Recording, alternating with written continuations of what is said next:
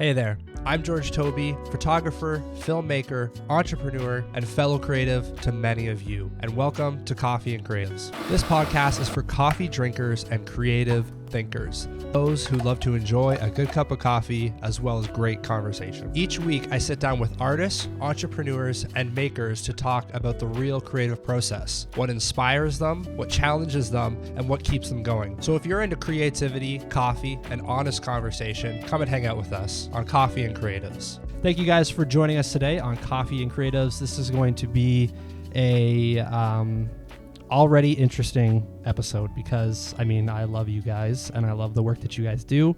So we are welcoming Jon and Meg Brown to the podcast today. Thank you guys so much for being here. It's a pleasure.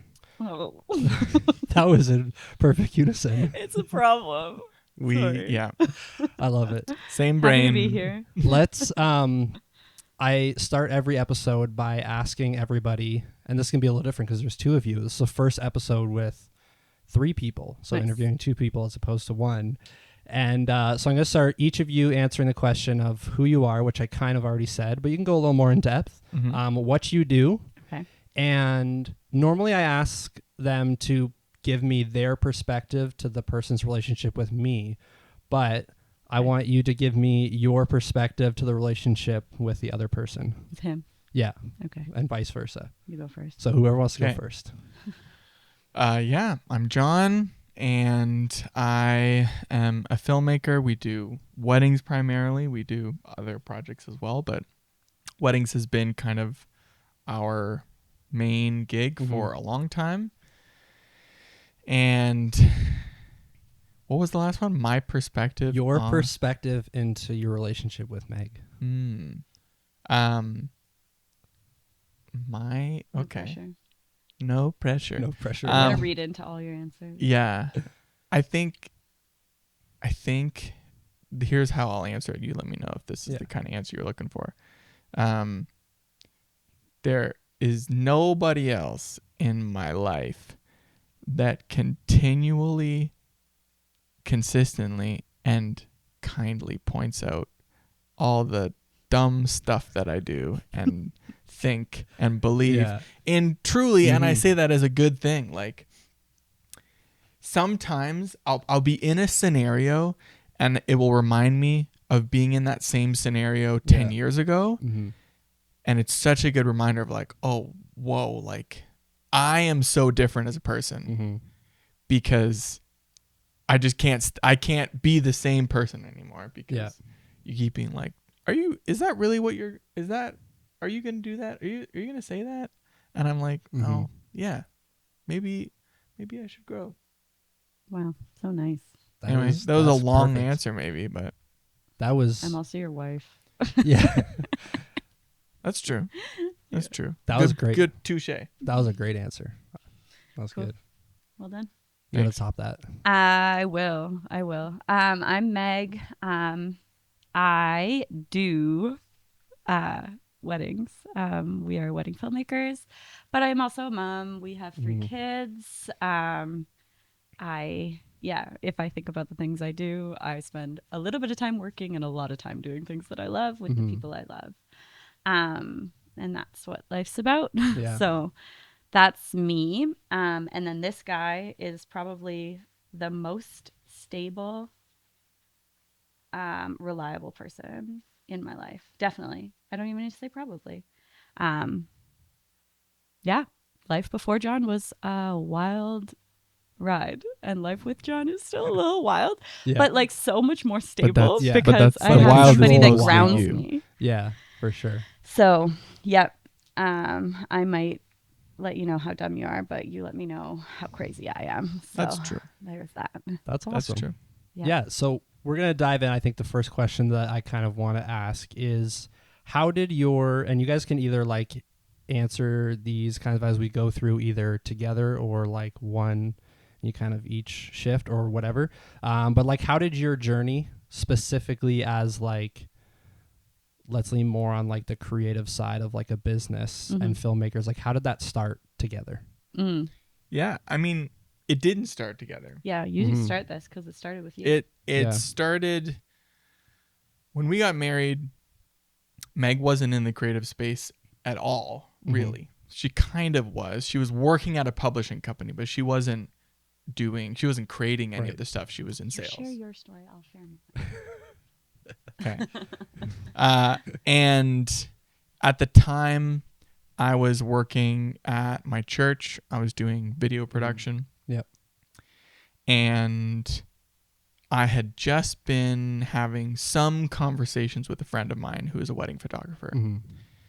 And he was saying, hey, I know you do some video stuff. So what do you think about doing wedding videos? And I was like, I don't know what you're talking about. Sure. Yeah. And so I started doing that. And that was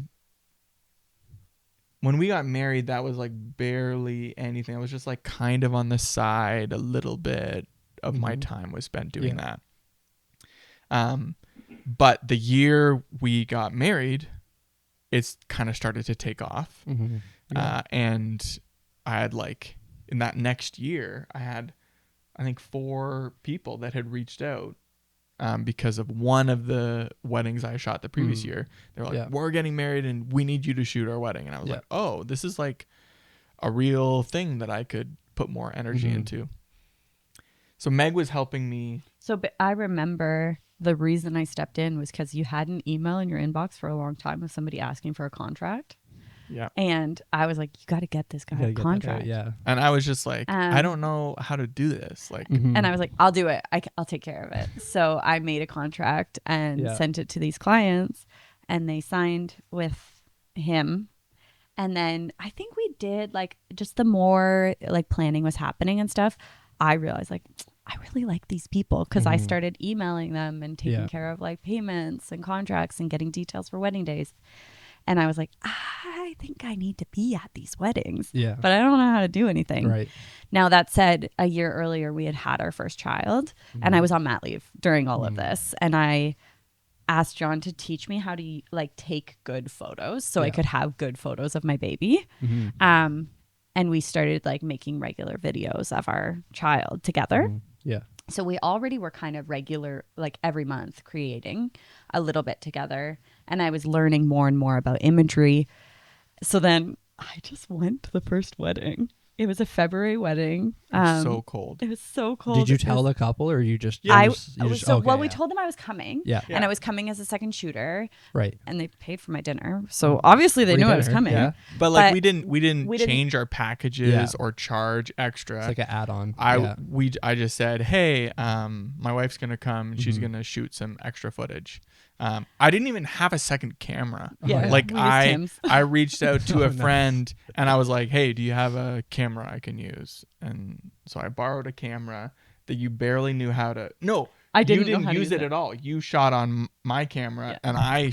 Whoops! I just totally whacked that. Okay. You shot on my camera and then I shot on this Sony like A series that I borrowed.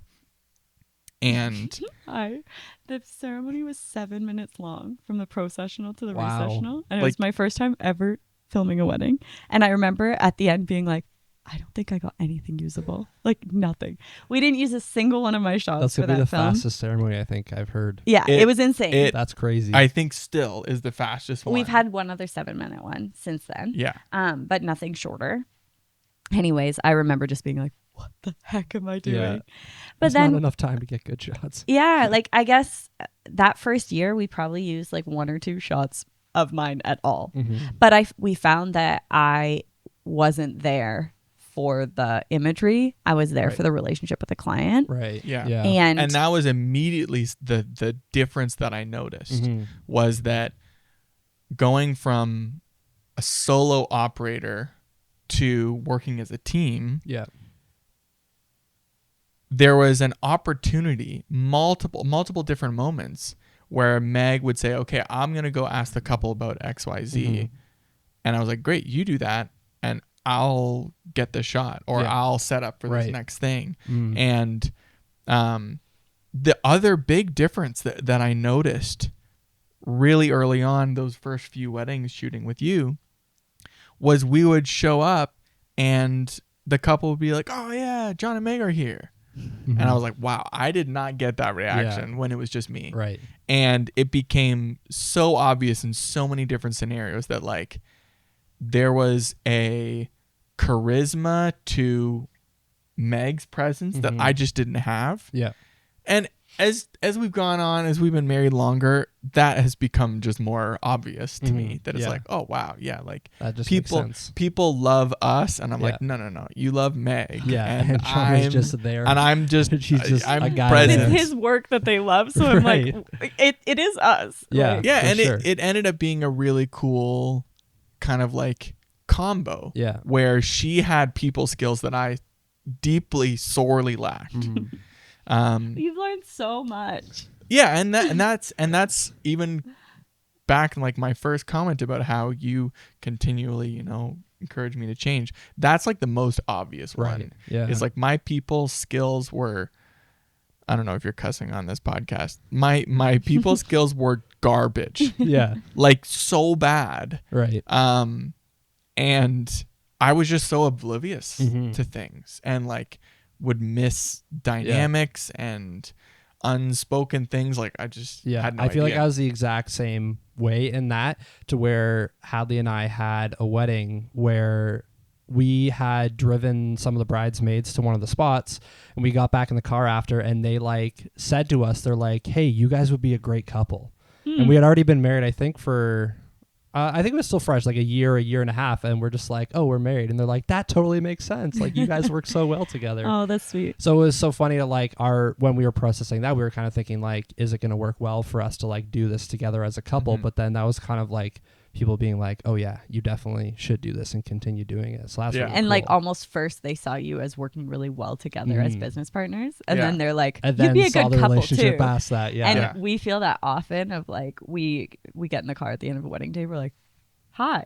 Yeah. I didn't talk to you the Yeah. whole day, even Like, though we were together. We worked together Yeah. and we were communicating on so many levels. And then it's like at the end, it's like, how are you? Yeah. So how did you learn to balance that, like that difference to being like when we need to be business partners, but when we need to be partners? Great question.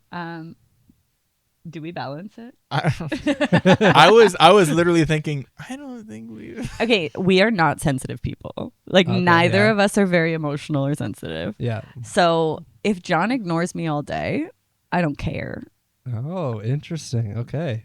And I don't mean that like if you cold shouldered me, that's different. But if you're in work zone all day and you're not nice to me or like extra sweet, I don't care. It doesn't bother me. Right. The thing that has made this work, and this being like our business, but also our relationship, This is the golden ticket to it. is well. He'll say this a few times. And it isn't for it. I'm not saying that this is what should make everyone's relationship work. Yeah. But for us, we don't do a lot of unspoken stuff. Like I put very little stock in things that I feel are true about Meg that she has not communicated. Right.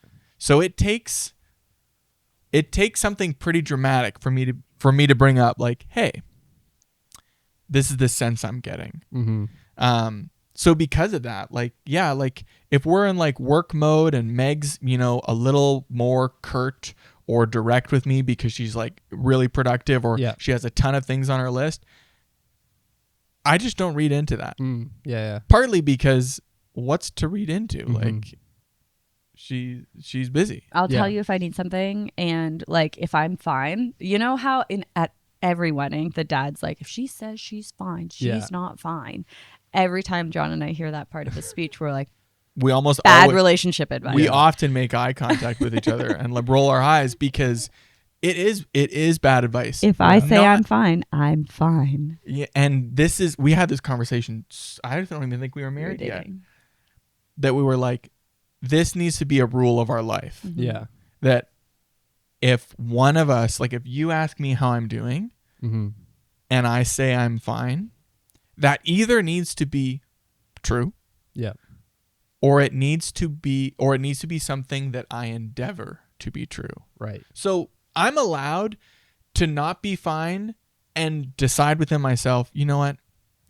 I'm rattled about XYZ, Yeah. but it's not important. Mm-hmm. And I'm not going to put that on you. Yeah, and I'm not right. going to put the fact that I'm feeling that way on you. Mhm. Like, I'm going to deal with it on my own. Not as in I'm going to, bury it away. Yeah. But like, I'm going to work through it. Yeah. And you don't need to worry about it. And I'm fine. Yeah. That's allowed.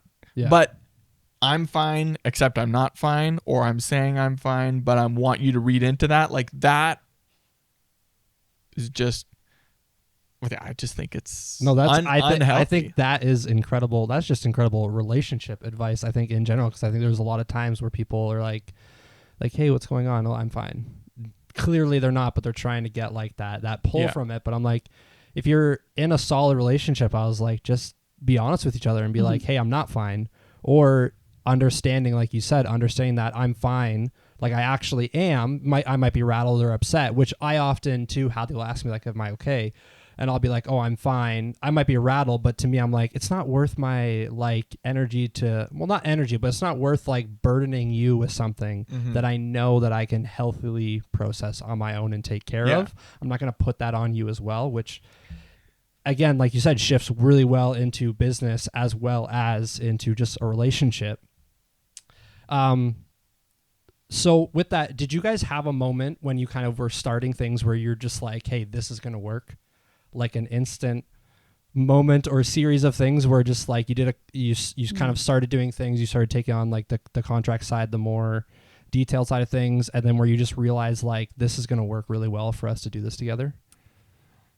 I think it was late. Like I can think of when it happened for me. And I think we were 4 years into running Bonsai. And Bonsai. Which was what year did you launch like officially? Okay, so Bonsai? we started Bonsai in October of 2015. I believe that's true. Because I was on mat leave with Chester and he was born in 2016. Yeah. So October 2016. Yeah. Okay. Yeah, so for me it was October 2016. We started our business. It was probably 4 years later. Mm-hmm. John had worked part-time at our church until 2020, maybe 2021, the beginning of 21. Right. Yeah. 20. And that first year that he gave up his other job was the first year we made more money. Like we made more money at Bonsai in the first like quarter than we had for like an entire year's wage. Yeah. But like my salary that I had now given up because I resigned. Yeah. Like we made that back in the first quarter of the next year. And we looked at each other and we're like, okay, we can do this. Yeah. And that was after the pandemic. We had already run our business for a handful of years. We came through the pandemic, which everybody was like a little uncertain. Yeah, for sure. And then we were like, okay, we can do this. Like it's going to happen. That's it for me, which I know is a little bit late, but I think I also in that year became way more capable in terms of my like filmmaking. Right. I was always like good at the behind the scenes, the client management, the like relationship. For sure. Yeah. But I remember like we were solidly using like half my clips and half your clips from a film. Yeah. And honestly, like even by that point, like, around 2020, 2021, like there just stopped being a difference between. There wasn't a first shooter and a second. No, it was just we were just both shooting, and like now I don't even think about at all like whose shot is what. The only time I think about it is if someone makes a dumb messes mistake. up a shot, I have to go like, check. Okay, was who that did me this? or who did this? Who made the mistake? Who wasn't rolling? And at most the of the time, it's me. No, I do it lots. There's that good that's really good. I feel like Hadley and I were very similar when we were kind of thinking of like, because I think when did we reach out to you guys? I was trying to remember. I was trying to remember how long ago, but I mean it wasn't crazy long ago. It was past the pandemic. A couple years. It was probably a couple years. I want to say it was 2021 because I seem to recall we were like semi in COVID stuff. Yeah, we were still kind of in midst of COVID. Because I'm pretty sure. Were we wearing masks when we first weren't met? wearing. We but weren't wearing I think masks. we might have walked in with masks. I think we walked in at the with cafe masks. or whatever. Okay, so yeah, but I was I was thinking back to that time and thinking how well Hadley and I were trying to figure out, because what we had sat down with you guys saying, hey, we want to do this together, but we don't know how. Mm-hmm. And I feel like for Hadley and I, it was very different for us to learn, because a lot of along the way we had to learn, like we actually had to set very strict boundaries at the beginning, to whereas like we would have to like set time and be like, hey, this is our business time. This is where we are business partners. Right. And we are not bringing up anything else that might come up that is related to our relationship, but we're just talking about business. And then we would have separate times to where now we can just flow in and out of it. Did you guys ever feel like you had a time where you kind of had to like be like, okay, like this is like our business time. Like this is the time that we set aside. And I totally, everybody is different. Every couple is different in how they go. But I'm just curious if you ever had those moments of like, okay, we need to sit down and just talk business and kind of not think about relationship and our marriage and family and kids and children. I don't know. I don't think so. I think if you want to talk about being productive or effective with our time, then yes. Yeah. Right. You know, there's times where it's like, okay, I need to, you know, I have a whole bunch of stuff that I'm going to get done. So I'm going to be working. So like if stuff comes up with the kids or whatever, are you able to manage that so I can keep working, or vice versa? But in terms of kind of like segregating, you know, hats in that way of like, okay, we're wearing our business hats right now. We're not wearing our marriage hat or whatever you want to call it. For some people, that's super works. We've never done that. And I think that that's been good for us. Partly because, and this is a perspective, this is not the truth. Yeah. A perspective on this is that when we're business partners, we're not a couple. Right. Like we do not operate as business partners and then are also married. We operate as a married couple running our business together. Married business partners. Yeah. There we go. There we go.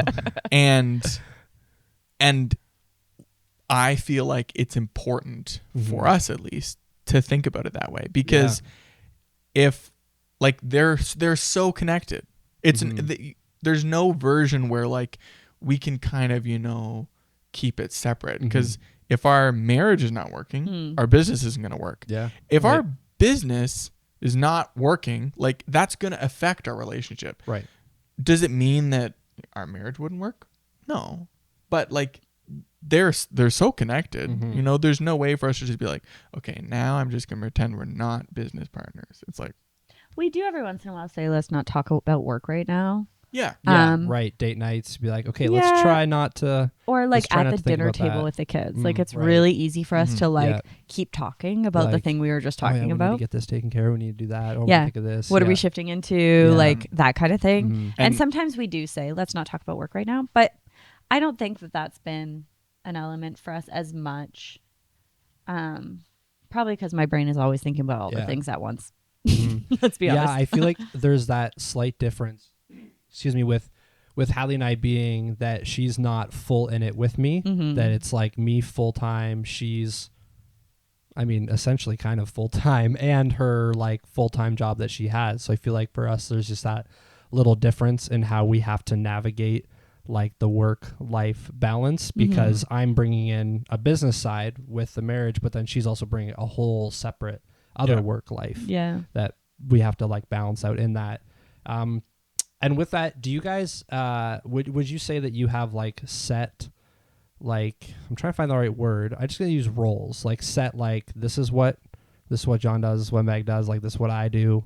Like, do you have like, would you say at one point did you not, and it was just kind of like, let's just get everything taken care of, to where now it's like you kind of have like, let's call the dialed in system? Yep. 100%. And we kind of did right away. We did, because I took care of all of the client care right away. Yeah. And I think that, so for a long time, the roles were like, Meg does client management, John does the video stuff. And then we started sharing shooting. Yeah. Then we started sharing editing. So we do like completely share the editing now. But even in that, like we have roles. We have roles within it. Meg does all of the selects, like all the media management Mm-hmm. and organizing all of the clips, so that when I go to edit, Mm-hmm. I can find everything. You can just boom, boom, boom, boom. And flow I through like it. pull all the favorite moments so that when he gets into it, he has an idea of the storyline we're going into. Yeah. So we do that, and then he does like the assembly and color, mix. mixing. I proof. Usually I do delivery. Yeah. So that's kind of how we've done it. Mm-hmm. And we are constantly tweaking and modifying it. Yeah. So like on a wedding day too, Jon like always sets up the lights and the cameras for speeches, and I don't touch it. And I just like capture all of the cocktail hour and the moments with people and that kind of thing. Roles on a shoot day They are morph. a little more flexible because like there's a certain sort of like brand of a wedding that we kind of like, without even talking about it, would know what our roles are. Yeah. But the average wedding doesn't really fit that mold, and we have to, think creatively, and that's fun. Yeah, that's what makes it interesting. But I do all client communication, right? That's not no client is going to get an email assigned from Jon. Sometimes he'll send the email, but it's still from me. I Hadley originally was doing all of that, like contracts, payments, money, all the client stuff, when I was still part-time with it, because I was like, all I have time for is editing. I was like, I can't find this time, to where now I am taking on more of doing that because I'm full-time into it. So for me, that has been a huge learning curve that I am just like, have to have her still check it though. Yeah. Like I will not send anything, pretty much, like sometimes not even emails I don't trust myself with. Yeah. I'm like, I don't want one word spelled incorrectly. And it was kind of funny. We recently had like a client, I had never had this before, to where a client wanted like 8 changes to our contract. Okay. And I was like, do I want to do this, or do I just say nope, that's how the contract is? Which was really good to have Hadley in that situation, because if it was by myself, I just would have been like, sorry, like this is what it is. But she was like, well, let's like think about why they're asking these things and go deeper, because she's like, well, yeah, we could just say no and then most likely lose a client, but I was like, we also can adjust and like make it. So just having that second person for me has been like a huge thing to like learn these steps, but then also still have someone that's there every step of the way to kind of like have those second set of eyes and like that second process to be able to do that. Yeah, it's such a strength. And so thinking about that, how would you guys go about, this is getting a little deeper, how would you guys go about dealing with conflict if you have it? We have conflict. Definitely. But we don't. Whoa, we don't fight. Yeah. Like we have conflict for sure, and we don't always get along, but we're not fighters. Neither of us are. So like you're never gonna walk in the house and hear like yelling, screaming, throwing things like that. Hadley and I are the same way. We'll have conflict and we'll disagree a lot, but we're never gonna be yelling and So we set those rules really, really early on in our relationship, so that we were safe within our relationship. Awesome. So we actually like have written out rules for fighting fair that we like follow. I like that. We don't even have to pull them up that often because they're pretty much second nature to the two of us. But how do we navigate conflict? Well, it happens. Like, totally. And like, I'm a processor. I'm an internal processor, and Jon is external processor. So that makes things really interesting sometimes, where when something's going on, I need like a minute to like think about it, to process, to like really figure out what I feel. And I'm a bit of an empath. So if I hear what somebody else is feeling too soon, that influences how I feel. Right. So I actually, what I've been learning in the last year or so is that I need to articulate what I'm feeling first, after I've actually thought about it, and then we can get there. Although this shows up actually more in other relationships, but it does show up with you, where like if something's going on, we really need to be intentional to like give me a sec to process before we get into a conversation. Yeah, it's pretty rare that when something's going on that we'll have a pointed conversation about it right away. Yeah. Because even though that's fine with me, like my brain works as fast as I talk. So the more I'm in a situation where I can talk, the faster my brain can process something. Yeah. But that doesn't help Meg. Yeah. And usually, unless we're in some weird scenario, like it's fine to just like come back to it in 10 minutes or 20 minutes or tomorrow or whatever it is.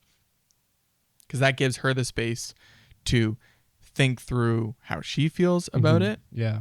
And in general, it's just kind of, that's the pattern that we've kind of created where it's like, okay, so here's the thing. And I first want to know how you feel about it. And then I'll share what I feel about it. And it's not because what she feels is more important. It's just because I don't need. No, it's because what you feel is so important to me. It'll overshadow what I feel. Yes. Right. Yeah. And that dynamic like has certainly like been uncomfortable to try to manage and work through. But yeah, it's become second nature. Yeah. We manage conflict with communication exclusively. That's perfect. I feel like that's what better way to manage it than with communication. And I feel like,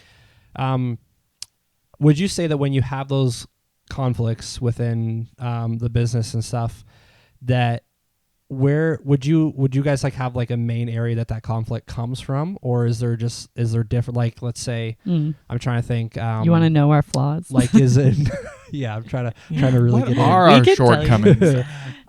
But do you find it in like maybe like a disagreement on like a color grade for a shot or for a thing, or like it's all about can time. It get as simple as that, or is it all about time? Time management is our biggest conflict. Okay.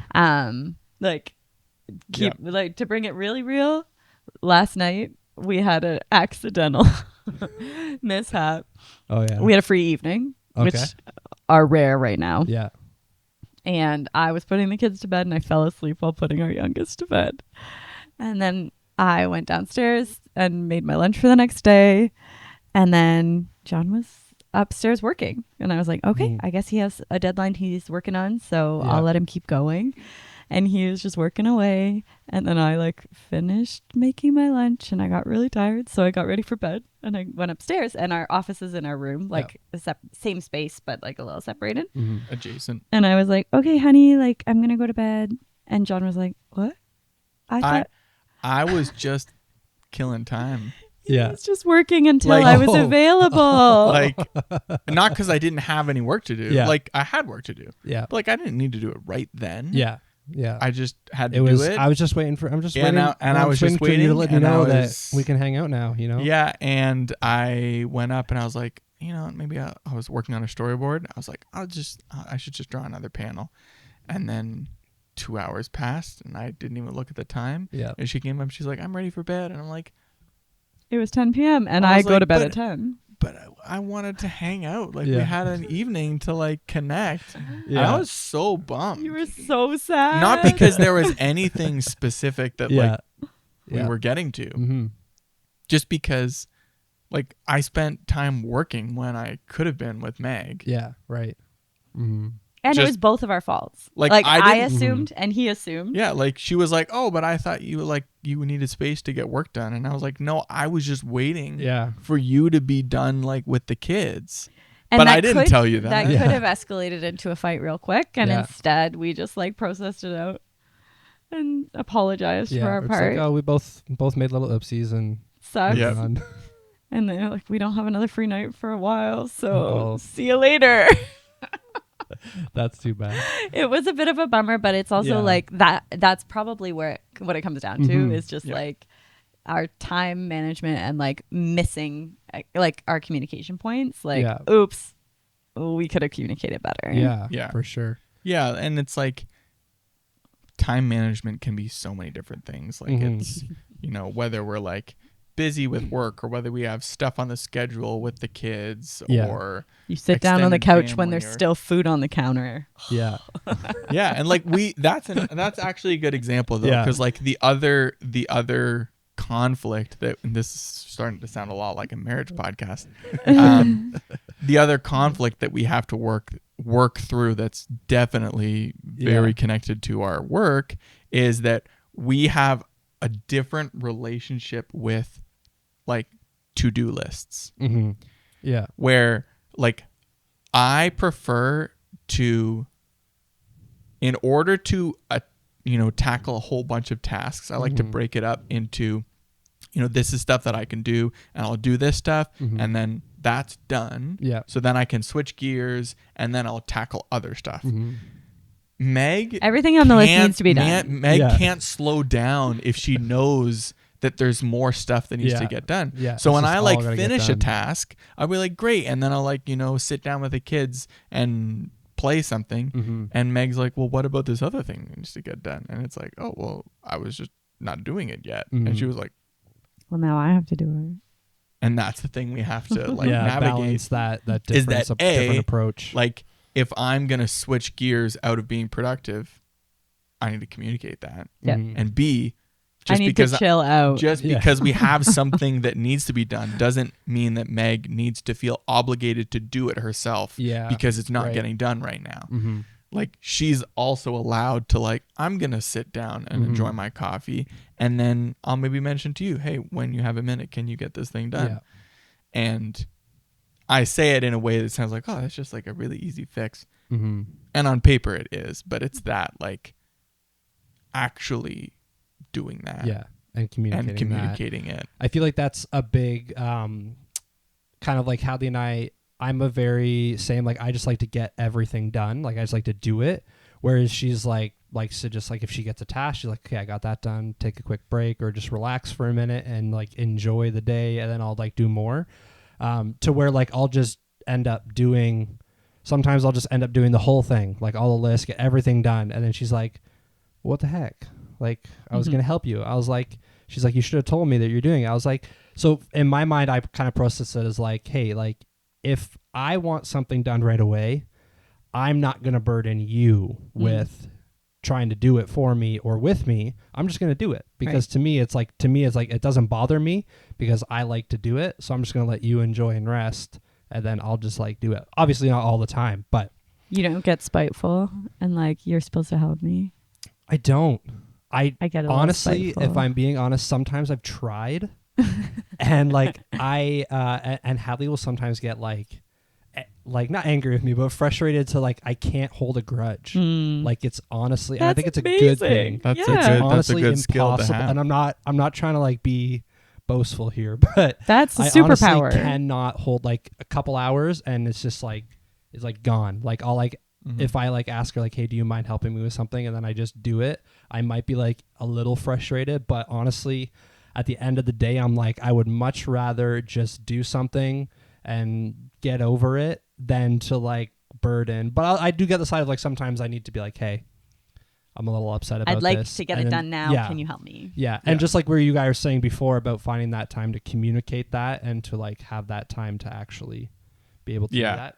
Yeah, because in our experience, there's always those things where it's like, oh, it's a little lopsided, but it's fine, and that works until the lopsidedness feels bad for one person, right? And then it being lopsided, and then at that point, it's almost too late. Then it's like, okay, well, so now I've put myself in a situation where I'm not communicating and asking for help, and I feel obligated to get it done because I'm task oriented, and it feels unfair that you're not helping me. Right. So it's like, that's been trying to be proactive about like communicating. And this is true for work and so many other things for us. It's like, communicate before it's an issue has been so key for us. Over communicate as opposed to under communicate.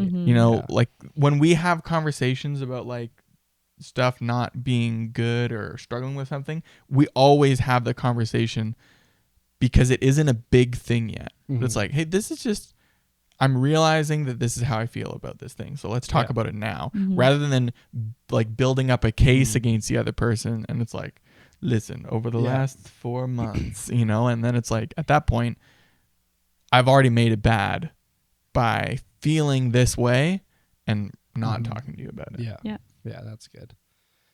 So talking about personalities and differences, this might be a loaded question. This might be a big question.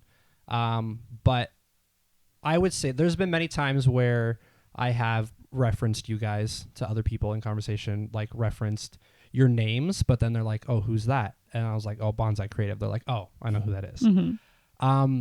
How did you guys kind of like navigate creating the brand of Bonsai like together, like with kind of both of your different like personalities and both of your different like visions and ideas that you had for what it's become today? Like how did you navigate that, like building that brand to that name, to where I would even say anybody in like the KW and like out further even to Toronto would know who Bonsai is?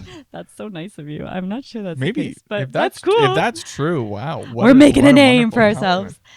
But how do we navigate it with our personalities? I think that we've been together 10 years now. So like we like a lot of the same things. Let's like, be honest. Like 10 years. No, we've been married 10 years. Married 10 years. And what was that? Recently celebrated? Yeah, in Coming May. up? Yeah, in May. In May.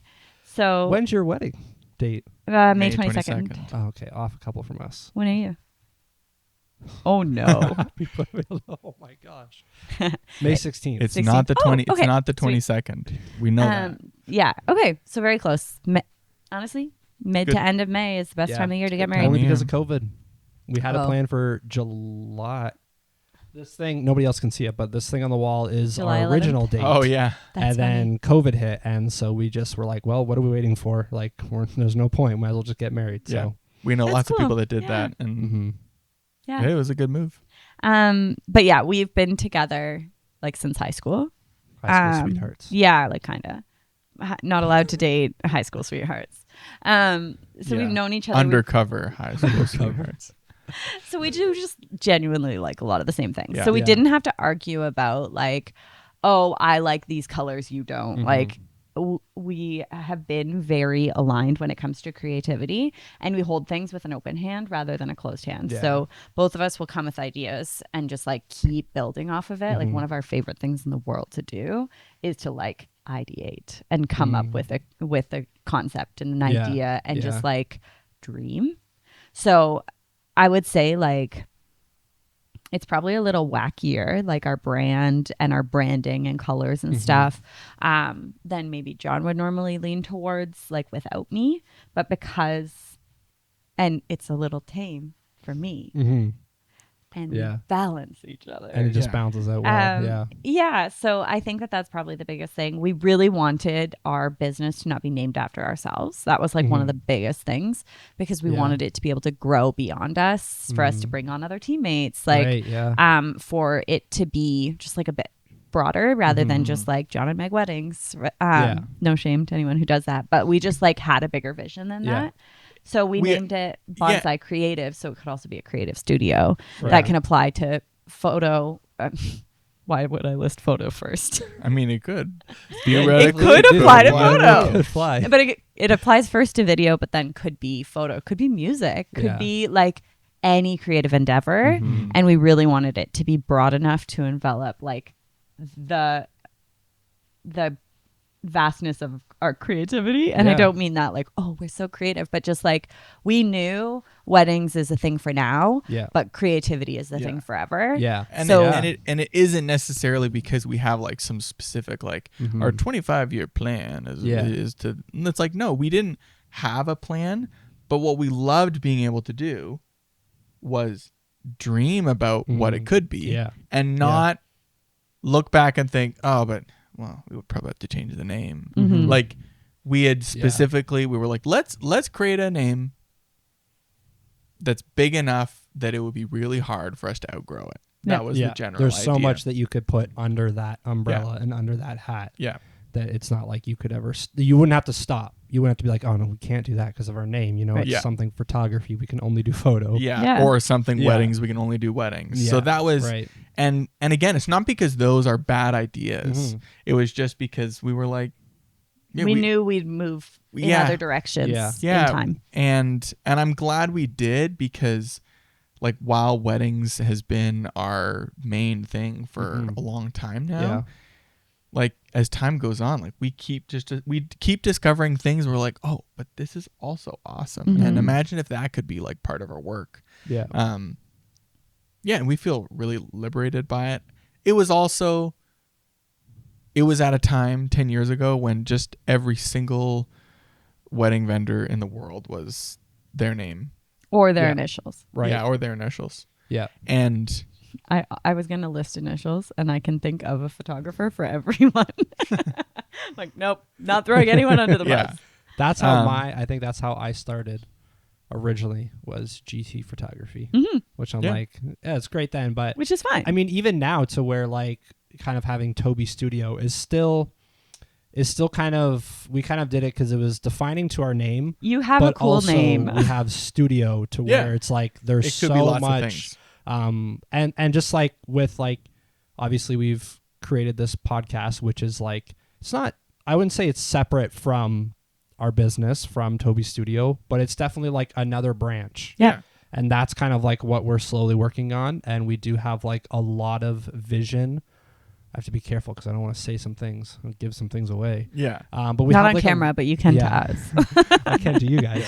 We have like a lot of vision and a lot of ideas for the future of what we want this to become. And I just recently like got into that same boat of that mindset of like, this might not be forever. Like this is what's going well right now. It's working awesome, but we've set it up to where Toby Studio could become whatever we would want it to become in the future, which I think is an incredible way to be able to look at it. And I think that gives so much more meaning to like Bonsai Creative, like people knowing that there potentially and most likely is going to be more to come, or there can be more to come than just weddings. I mean, again, there's nothing wrong with there's people not who just want to weddings, do, right? Like it's not lame, but it will be different too. Yeah. Well, and it's already true. Like we do corporate work as well. And I filmed births under the Bonsai Creative name. Like, and it's some really great. cool stuff. It's great that we don't need to like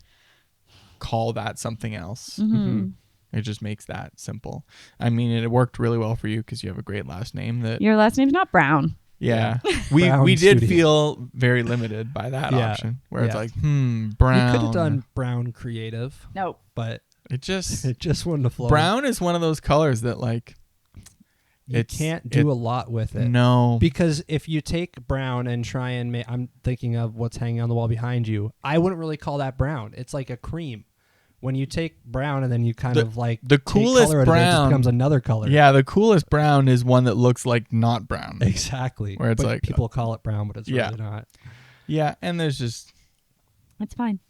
Yeah, better than my old last name that nobody could spell. Yeah, I don't even remember what your. I mean, I don't know if you ever would have known. No, I would not have. No, I had 14 letters. No, that's too many. My former last name was Schluter Rose. Schluter Rose. What's your background? German and French Mennonite. But it was hyphenated, and Rose, spell Rose for me. R-O-S-E. No, wrong. I was wrong. It wasn't even how her. Yeah. So like even the part of her name that is like, oh, that's just a word. No. So it's Rose. Yeah. It's Rose, but like Megan, Meaghan. Yeah. Schluter, Schlueter hyphen Roes. Yeah. Yeah. So now I'm Meg Brown was a wonderful upgrade for me. I love my parents. Thank you for my name. I gave it up. But simplicity, right? That's good. The last thing I wanted to touch on was what advice would you guys have for a big passion of mine and like heart behind starting this podcast is that those who are looking to get into the creative space and those that are looking to try new things outside of just film or what we're talking about today or anything really within creative, is that maybe this could be a place that they could learn a little bit about something.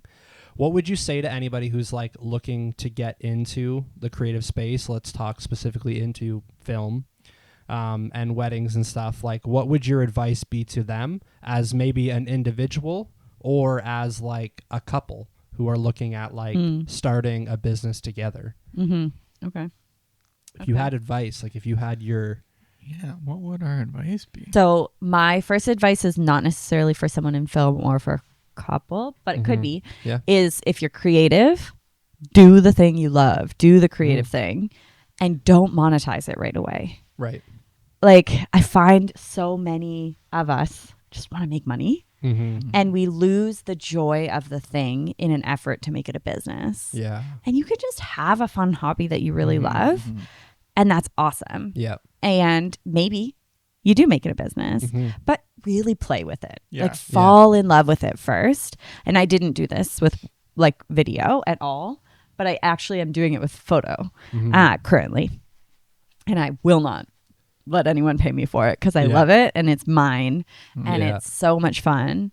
And just like really, don't monetize things too fast. Yeah. Like, it's not about money If you don't necessarily. love doing it for free, you won't love doing it for getting money. paid. Yeah. You might enjoy it. Yeah. But with anything, I don't know. Some people creative. love getting paid for things that are fine. right, but that's because they love the money. Yeah, Like yeah. getting paid. Like, But I not- love getting yeah. paid to do Yeah. diddly squat. Like, that's great. But mean, that doesn't mean I perfect. love doing that thing. Yeah, exactly. Yeah. Yeah. But then for someone wanting to get into, Keep knocking the mic. yes, for people wanting to get into like weddings, I would say like find people to work with, like network. Yeah. Second shoot, like join a team. Yeah.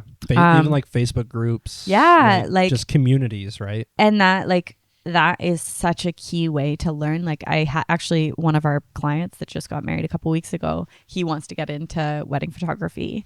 And we had a call and he was just asking all kinds of questions. And I was like, second shoot for somebody. Yeah. Like, get into it, like, do a wedding that you're not the lead. Like, Yeah. Yeah. don't bear all the responsibility and just like witness, see what people do and like see how you want to do it, because just being a wedding photographer, wedding videographer is like, that's one title, one thing we do, but like we are documentary filmmakers. So Yeah. I don't I don't pose people. I don't direct people very much. I capture moments as they actually happen, and that is very different than others. Yes. So I don't want to shoot an editorial magazine cover wedding. That's not for me. Yeah. But I do love shooting a wedding, right? And you got to find what you like and how you like it. And I think one of the best ways to do it is like boots on the ground, like just doing it. I think that would be like advice I would give to anyone getting into the wedding scene in any capacity, but especially film and photo. Like, weddings is not a genre of media. That's a genre of an event. Right. It's a kind of event. Yeah. So if you truly are like, I just love event coverage, then it's like, okay, sure, then you'll probably love any iteration of a wedding. Yeah. But usually there's something more specific that's drawing you to weddings. They and- pay well. Yeah. That might be it.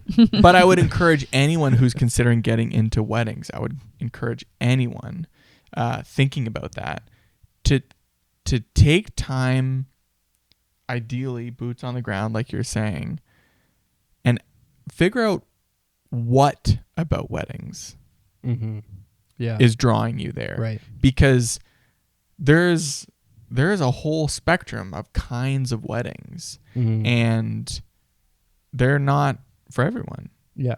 which is by design. Like, a wedding is for those people. And the idea that most weddings would be like that is like, well, most people aren't like that. So there's all sorts of people. Yeah. So there's all sorts of weddings.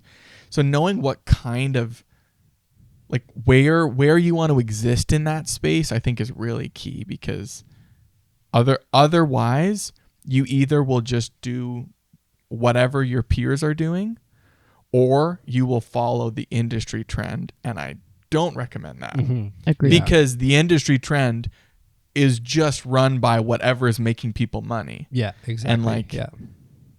I Not don't know, by TikTok. like passion, not by yeah, exactly. finding your craft or like what you want to It's not driven by specify it's not in. driven Yeah. by art. It's not driven by meaning or relational significance or Yeah. family import. Like, it's just driven by money and advertising. Yeah.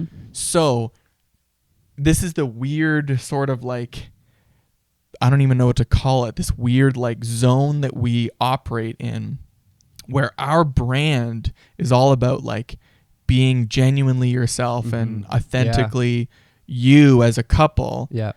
And we do it inside an industry that is nearly exclusively, you should be like this model in a magazine. This is and this is what you want. This is what you need to have. This is what you. This is how your setup needs to be. Don't be yourself. Be this. Be this image of what the wedding industry is. And I totally agree with that. That's kind of like shifted, and it's almost like given us like this, just like kind of makes it harder to like break walls down in the industry because you're so like, I want to bring a different look and a different take. There's this one filmmaker that I came across a while ago. And he does, I really love his work, and I can't remember his name. His name is Justin, but I can't remember the name of his work or his business, but he does, reality. He shoots people's weddings as if it's like a reality show. So it's very like, it's kind of like documentary, but like edited to be kind of like they have like 6 or 7 shooters on the day. And it's very like when you watch it, it's like you're watching like a mini, like it's like they typically do like kind of like a weekend shoot. Like they do like the bachelorette party and the bachelor parties and stuff. And then like they basically shoot from the second you wake up until the doors close at the end of the night. And it's a very like, they edit it and shoot it in like a reality TV kind of style, which is really cool. And that was something that I saw that, and I'm like, that is so different than anything that I've seen in the industry. I'm just seeing everybody is just like jumping on the latest trend. Like, what can I, and I get that for social media. That's one that I like, that's where I jump on the trend. Cause I'm like, you know what, if this song is trending, if this reel is trending, I want people to see my work. Okay. I'm just going to use it because it's going to get what you want. You get eyes on your work. And that's when you pull them into your to your work, to your website. And that's kind of like the double-edgedness of social media is the evil of the algorithm is that what works is doing whatever is working. Yeah. But as a creative, that's the opposite of what actually works as a creative. Because it's like, you're just like, oh, well, people are doing this, so I'll just do that, and then that'll mean that I'm good at what I'm doing. Yeah. And this is where, like, again, this zone that we're in is really weird because we're not creating content for the internet. We're creating a product for 2 people. Yeah. Yeah. So if the thing that they want isn't something that's particularly good in terms of, getting us YouTube views, that's fine. That's not why we're doing it. We've already been paid. Yeah, it's like we already got out of it what we needed to, which was, we outlined a contract and we got payment. So now what we're giving them is exactly what they want. And it is a weird place to exist. And that's why I think like my advice to anyone who's like trying to figure out how to break into that space is like, just whatever ways you can find to discover that thing that you do that is unique to you. Yeah. Zero in on that. Because as time goes on, as the internet continues to grow, as the dead internet becomes more and more of a thing, like what you specifically bring to the table is going to become more and more important and more rare, and finding ways to discover that within yourself, I think is the game changer. Yeah.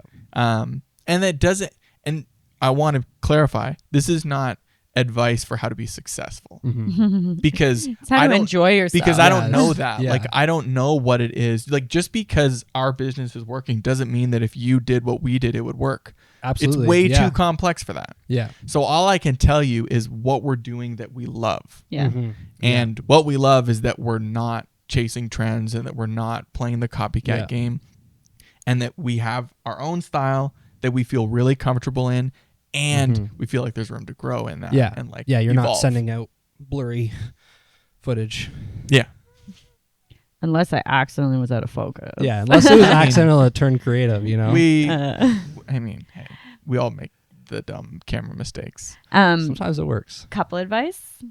I think I just thought of it while you were talking. Sure. I was listening, but I did zone out for a sec. That's fine. For couples that want to start a business together, really enjoy being together. Mm-hmm. Like, we love that we get to go to a wedding many weekends Yeah. and work together all day and sit down and have dinner together. Maybe the fastest dinner anyone's You've ever ever eaten. had. Yeah.